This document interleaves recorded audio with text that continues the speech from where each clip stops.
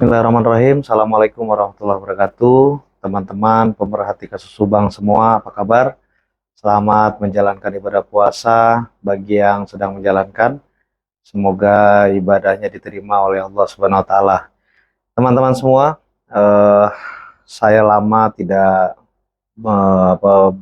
menghadiri proses perkembangan kasus Subang, tetapi tetap kita monitor dari kantor. Ada beberapa kesibukan memang yang membuat saya belum bisa ke Subang, tetapi insya Allah kesempatan ke depan sidang yang kedua nanti, sidang Pak Yosef dan Danu, kita sudah siap untuk berangkat ke Subang. Teman-teman semua, ada beberapa kiriman pertanyaan dari YouTuber Kang Heri Susanto yang sudah kemarin eh, mengirimkan pertanyaan kepada saya. Dari teman-teman netizen, akan coba saya jawab semampu saya, teman-teman semua. Yang pertama, hmm, apakah setelah nanti Mimin, Arigi, Abi jadi saksi untuk Ocep bisa langsung ditahan? Ya teman-teman semua, status mereka bertiga adalah tersangka dan kita sudah sama-sama ketahui bahwa tinggal menunggu waktu mereka akan dijemput paksa atau jemput oleh kepolisian dan kejaksaan untuk bisa segera ditangkap, karena pasti saya meyakini P21 itu sudah pasti gitu ya, karena memang bukti-bukti mereka sebagai tersangka itu sudah jelas gitu ya. Kedua, kenapa Mimin, Arigi, Abi belum juga ditahan? Teman-teman, perlu saya jelaskan bahwa kewenangan penahanan ini memang ada di kepolisian dan di kejaksaan, dan saya sudah beberapa kali konfirmasi ke pihak penyidik gitu ya. Jawaban pihak penyidik adalah semua tinggal nunggu pertimbangan dari JPU, Jaksa Penuntut Umum, dan saya yakin karena kita perlu ketahui bahwa kasus ini adalah kasus yang sudah melalui rekayasa yang luar biasa dari para pelaku, khususnya pelaku utama yang merangkai ini beserta timnya, sehingga saya yakin kejaksaan akan sangat hati-hati. Tetapi karena ini adalah pembunuhan berencana, maka kami meyakini para tersangka lain dalam waktu dekat pasti akan juga ditangkap oleh kejaksaan dan akan diadili. Yang ketiga, kira-kira sidang kira-kira sidang berapa lama sampai hakim ketok palu? Ya, sidang dalam perkara pidana seperti kita ketahui kan juga ada tahapan-tahapannya, dan mungkin yang lama nanti adalah terkait saksi, saksi ahli, bukti-bukti dan lain-lain gitu ya. Pada umumnya sama gitu ya, seperti sidang-sidang lain. Sehingga kalau sekarang masih sidang awal pembacaan dakwaan, selanjutnya mereka akan mengajukan eksepsi dan lain-lain gitu ya. Jadi sebetulnya sidangnya normatif sesuai dengan yang diatur oleh undang-undang gitu. Selanjutnya, misalnya Pak Yosef dihukum mati, apakah penahannya langsung dipindah ke Nusa Kambangan? Nah, ini lagi-lagi kewenangan dari pengadilan nanti, majelis hakim yang menyidangkan, JPU dan lain-lain. Sehingga kita tunggu saja nanti setelah diputuskan vonis dan lain-lain, pasti akan ditentukan juga akan ditahan di mana gitu. Tapi biasanya memang kalau kalau seandainya hukumannya mati, ya biasanya dilimpahkan ke Nusa Kambangan gitu ya. Apakah Yosef bisa bermain-main dengan jaksa agar mendapatkan keringanan? Karena kalau kita lihat persidangan kemarin, Yosef merasa dekat sekali dengan jaksa.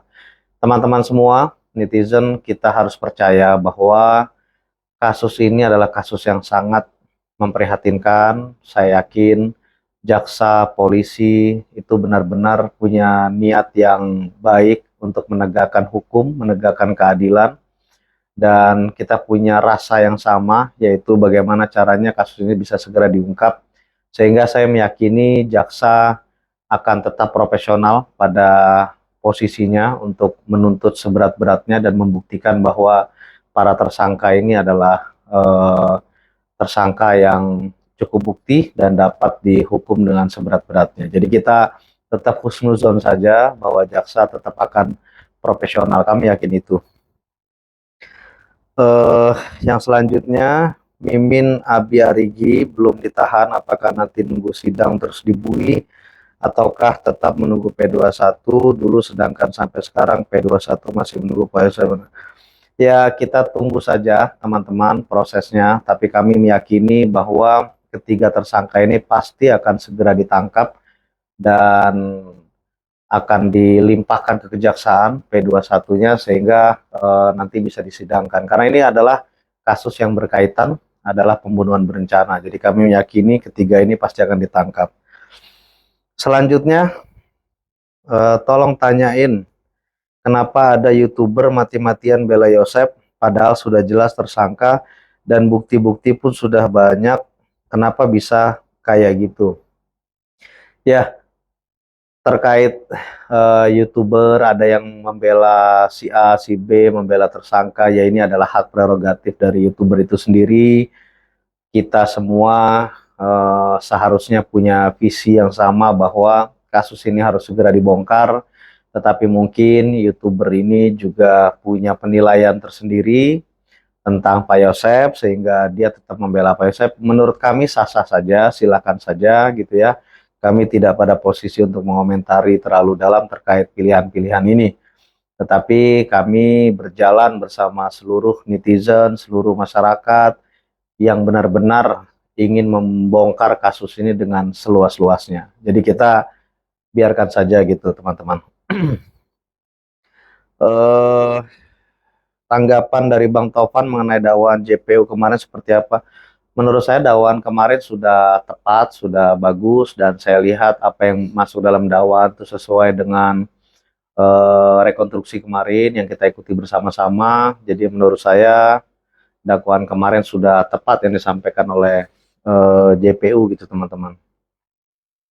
Selanjutnya tentang OJ, apakah benar-benar mereka sudah fix sebagai OJ Ocep dan apakah mereka sudah fix melakukan pengaburan penyidikan bukan cuma kesalahan prosedur penyidik dan apakah nantinya jadi tersangka? Ya, untuk OJ kami juga mendapatkan bahwa ini juga sudah diperiksa dengan unit tersendiri di Polda Jawa Barat dan menurut kami pembunuhan berencana ini melibatkan semua pihak termasuk yang OOJ ini karena hampir nyaris sempurna, tidak ada sidik jari yang ditinggalkan dan lain, tetapi ya alhamdulillah tidak ada kejahatan yang sempurna ternyata, maka kasus ini bisa terungkap sampai sejauh ini. Jadi kita tunggu apa perkembangannya karena saya yakin pasti ini melibatkan oknum-oknum yang mengerti tentang cara bagaimana mengaburkan sebuah kasus pidana sehingga sulit untuk dibongkar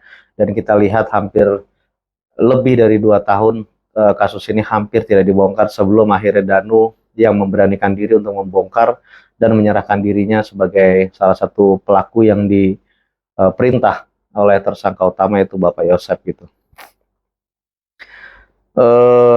Apakah nanti ada persidangan selanjutnya saksi Maancar tukang serabi akan dihadirkan? Saya yakin pihak JPU sudah memiliki beberapa nama yang disiapkan untuk sebagai saksi. Kita tunggu saja. Saya yakin apabila Mancar ini adalah bagian dari saksi yang penting dalam pengungkapan kasus ini, saya yakin pasti akan dihadirkan dalam persidangan. Apakah OJ sudah disidang atau diadili atau apa kok sampai kok senyap nih? Ya, proses ini kita serahkan lagi-lagi kepada pihak yang berwenang yaitu kepolisian. Kita tunggu nanti perkembangan pemeriksaan OJ-nya sampai mana gitu ya. Nanti sama-sama kita infokan teman-teman semua. Ini netizen yang bertanya, terima kasih Bapak Ujang, Ayu Suherman, Maerot, Kevin, Rohmat, Mpok Farida, Hendrik, Ina Setia, Kabaya Rahayu, Elis, dan netizen semuanya. Masih ada 6 pertanyaan lagi, kita coba jawab semua.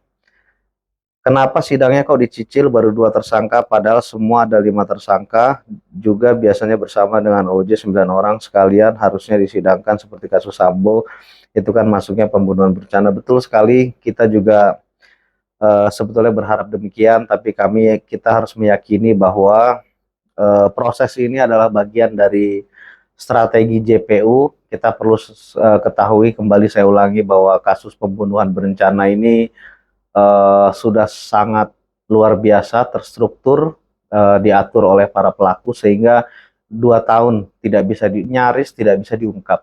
Kalau kasus Sambo itu baru terjadi dan akhirnya dengan penekanan yang luar biasa, akhirnya saksi pelaku Richard Eliezer mengakui dan membongkar sehingga belum sampai 2 tahun sudah terbongkar dan bukti-bukti semuanya ada. Kalau kasus Subang ini sejak awal sudah dibuat skenario agar tidak terungkap sehingga eh, ya beda, mungkin penanganannya kita serahkan semua kepada JPU yang berwenang.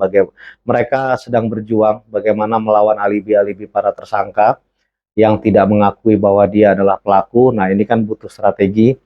Kita yakin JPU mampu dan kita tunggu saja nanti action-action selanjutnya dari para penuntut umum gitu.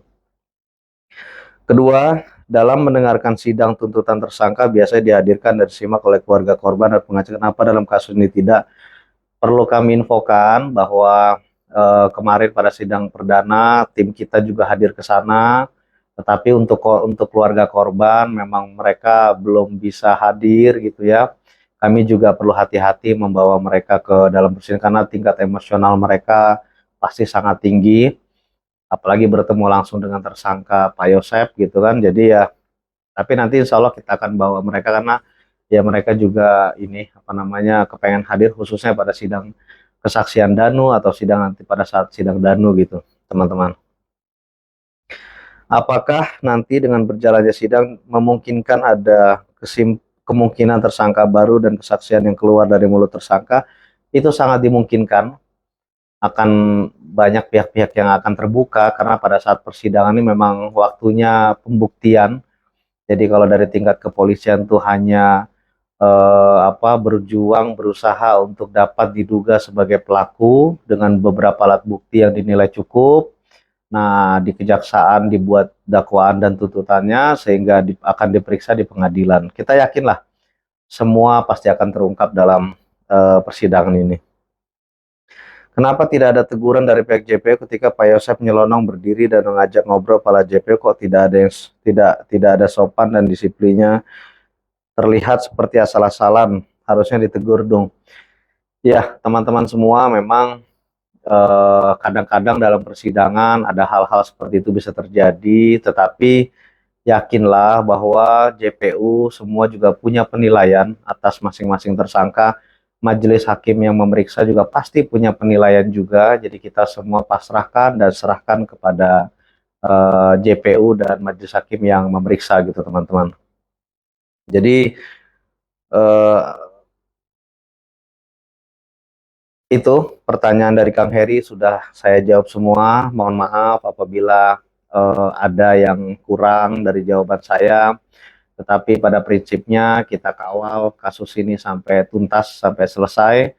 Dan saya berharap pada masyarakat pemerhati kasus Subang, sidangnya di Subang. Jadi apabila teman-teman netizen ingin menyaksikan langsung ya silahkan gitu ya, karena ini adalah hak dari masyarakat yang ingin memantau perkembangan. Dan mari kita dukung kepolisian, kejaksaan, hakim untuk bisa membongkar kasus ini dengan seluas-luasnya gitu ya. Jangan sampai ada intervensi terhadap majelis hakim, intervensi terhadap jaksa. Kita kawal, kita jaga mereka dan kita dukung terus agar klien kami Danu juga dalam membongkar semua kasus ini mempunyai keberanian karena dapat dukungan dari keluarga, dapat dukungan dari masyarakat gitu ya. Karena tanpa ada keberanian dari Danu, kita mungkin tidak pernah bisa memimpikan kasus ini akan segera disidangkan di Pengadilan Negeri Subang. Mohon dukungannya, kita doakan sama-sama. Dan saya atas nama pimpinan ATS Lokom mengucapkan terima kasih dan selamat menjalankan ibadah puasa Ramadan. Semoga kita semua mendapatkan keberkahan. Nanti setelah Lebaran kita akan kembali ke Subang, kita akan bertemu lagi dan kita akan silaturahim lagi. Terima kasih semuanya, terima kasih.